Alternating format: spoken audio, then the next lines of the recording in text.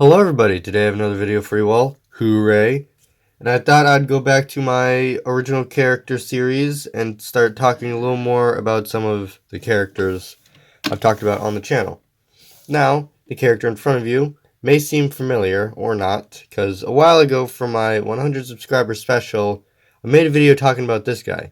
It has been, since then, another 100 subscribers, and this character has kind of faded into obscurity. I've only really talked about him, mentioned him once, and that was really it. His name is Trainwreck, and as you can see, he is a train car type vehicle.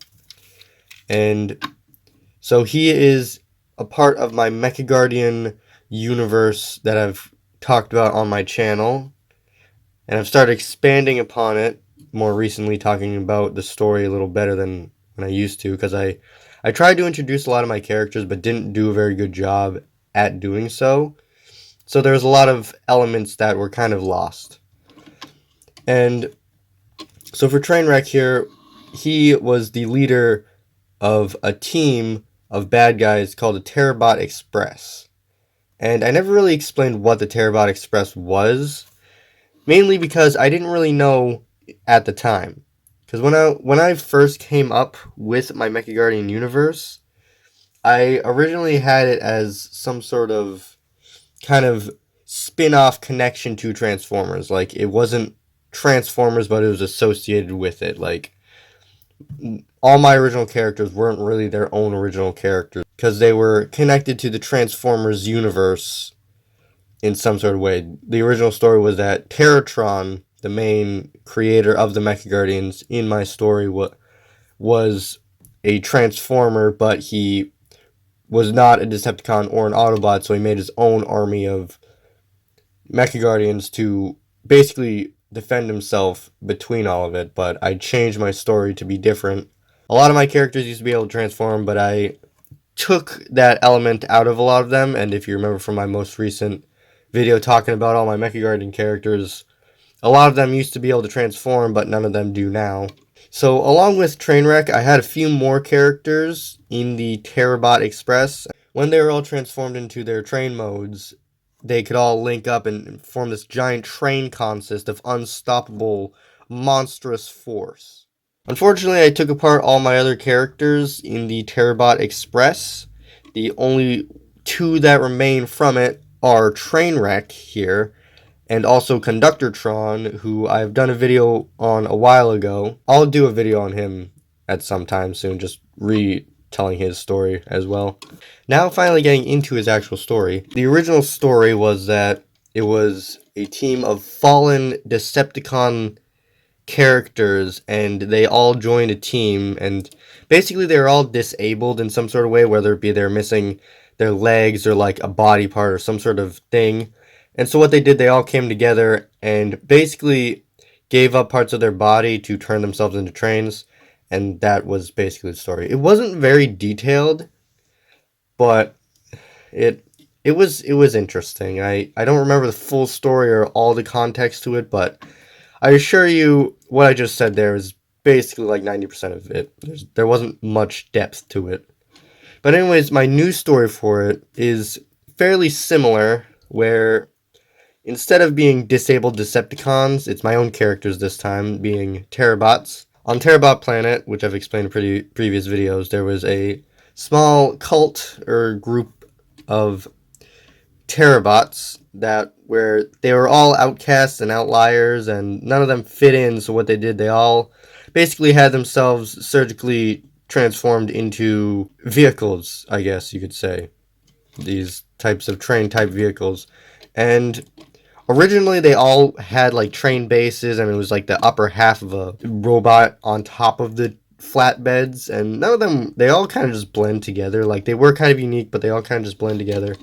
Yeah, but if I redesign them, I would want to give them more unique character traits. Because instead of making them all just upper halves of a robot on top of train wheels, I would want to like give them like, make one where like every single joint is a train wheel, or even make one to where he's got aesthetics of a train and can even turn into like a piece of train track or something. I don't know. But the story is that it was a bunch of outcasts, and they all decided to form a group, and they, for some reason, became obsessed with trains and locomotives, and they all turned themselves into locomotives, and basically that's their main power. I don't really know what I'm going to call it, but when I eventually recreate them all, I want to name the specific train consist when they all connect together, and basically it's going to be like this almost combined form of all of them, where like they can like hit like really fast speeds, like break the speed of sound going that fast. I honestly don't really know what I'm gonna do with it, but I want to do some pretty cool stuff with these guys. When I first made him, I kind of liked the concept of a crane car, which is what he turns into, how the crane arm could potentially become the arm of an actual robot. And he was the first one I designed out of all of them, and he's, I feel like, the most unique and original out of the original Terabot Express. Go watch my original video if you want to see what the other ones look like. I don't remember all of them right off the top of my head. I feel like my new design of him is a lot better and a lot more symmetrical and clean, because for some reason when I first designed him, a lot of my characters, I was obsessed with making them all asymmetrical. And it wasn't really the best, and some characters will look cool, but other characters would just look pointless. In the Transformers Decepticons show, go watch that video, the character Punch, out of the two characters, Punch and Kick, his left arm is a giant claw, while the other one is a tiny shriveled up like little wispy hook. I honestly don't remember why I did that. It looks cool in the videos, but there's really no point in it being like that.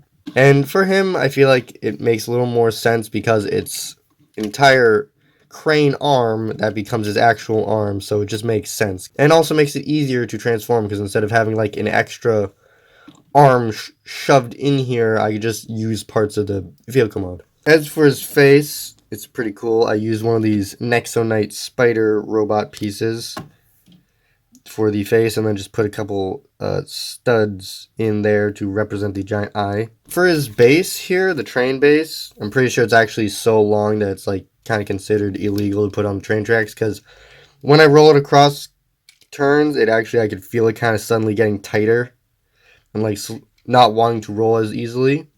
That I'm pretty sure that's because this is kind of a little too long for train bases, so I might fix that at some point or just leave it, because it's not too bad, but I could still feel the stress slightly. On the original one, there wasn't really much color or texturing on the base, but here I added a bunch of yellow and hazard signs and stuff, and it looks a lot nicer now. Also, for my original one, as you can see here, his body is kind of pivoted forward a little bit. My original one, I just had like a singular hinge here, and it just caused him to flip back and forth, and it was really clunky looking. And so for this, so if you look in the bottom, what I did is that I took a bionicle hand and I connected it in with 2 pins on each side to hold it in securely. Then I have this entire piece here that holds it on and basically allows it to pivot back and forth. And here on the base, I have this weird contraption to where when you put it on, it prevents it from twisting. So it has to use this swivel joint here instead of pivoting up here. This thing blocks it when it's up like this, and then when it's down like this little piece blocks it. And yeah, all that just to make it do this. That's literally it. It does look nice, and it doesn't look too unsightly, and it does feel a lot more industrial feeling than my original design, where it was very boxy looking and looked almost like something out of Minecraft. And for this little trash can here, it's just a simple little trash can. I don't remember what I put in there. There's nothing in there. Okay, well, so for this transformation, it's actually a pretty basic and kind of fun thing to do. It's more complicated, but yet easier to do than his original transformation, because his original one didn't really hold together very well, but now it is a lot more sturdy. So first, what we're going to want to do is pull his head up all the way out of the way, and then pull his arms out just to get him out of the way as well. Then get our fingernail in here and pull this downward, and then pull this second joint downward. And then we're going to want to put his head all the way in, and then fold this upward. Take this arm, rotate it all the way up, and then bring it all the way in like this, and then straighten the fingers, and then push it flat like that to where everything lines up. On the crane side, it's basically the same, but a lot more simple. So you twist the arm all the way upright like this. You pull it all the way to the side until it flattens.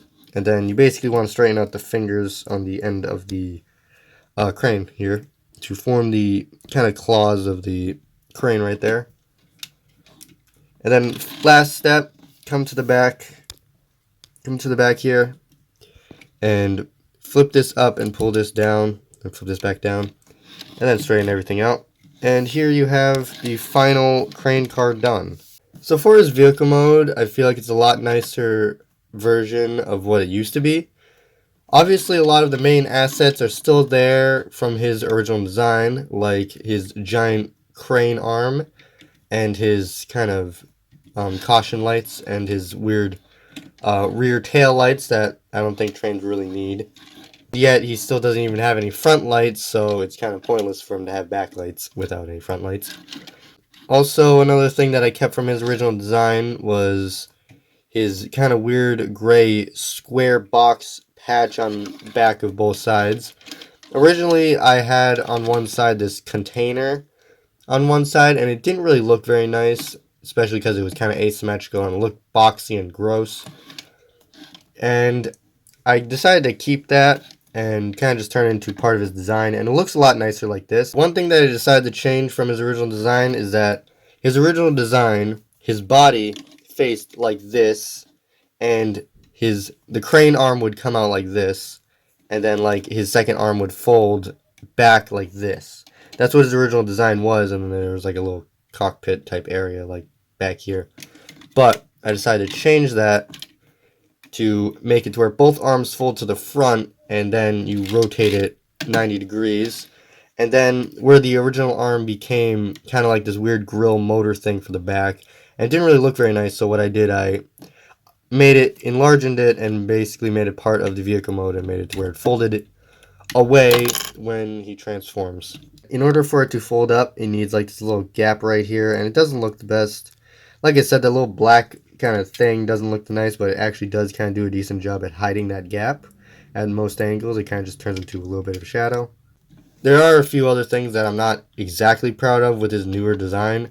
For example, his newer design does mean that his body does kind of pivot forward due to the weird contraption that I put inside to make him pivot forward slightly. Also, there's a bunch of like these weird pinholes which I probably could have cleared up a little better, but I just don't want to because I don't want a bunch of unsightly little studs sticking out of everywhere, and I wouldn't really be able to put anything here or here because these have to move. And also, I feel like the way the hand folds up is a lot more inconspicuous than originally how I just had the second smaller arm kind of just fold up on the back, and it didn't look very nice. This way, it feels a lot more concealed, and you don't even know that that's a robot arm you're looking at. And yeah, it also feels a lot more convincing that this is supposed to be a crane car, because the original one, although it did look nice and kind of cartoony, it didn't really convey crane car very well, and it was just way too clunky, and yeah. Although one thing I feel like some people might not be too enthusiastic about is the weird scaling inconsistencies. So this is a minifigure scale trash can, and this train car is supposed to go on minifigure scale track. But this little cockpit area here is more microfigure scale. So it's all kind of out of scale. But I honestly don't care because I'm not a scale head. I'm not the type of person to be like, oh, these two things are in scale, I like them. Admittedly, I do like some things to be in scale, like as if for example, the newer C-3PO that's coming out this year, it's in scale with the newer buildable R2-D2 that came out earlier this year or like last year or something. Like, that makes sense. I would want to get those because they're in scale. I wouldn't get the $200 one and then the $140 C-3PO and them not be in scale because that's just stupid. But for this, it's really not that bothering to me that the cockpit is not really properly scaled to everything else because I'm probably going to display this more often in robot mode. If you enjoyed today's video, please leave a like and subscribe. And also go make sure to check out my friend Bubsky on his channel for some fun gaming content. And yeah, until next time, bye bye.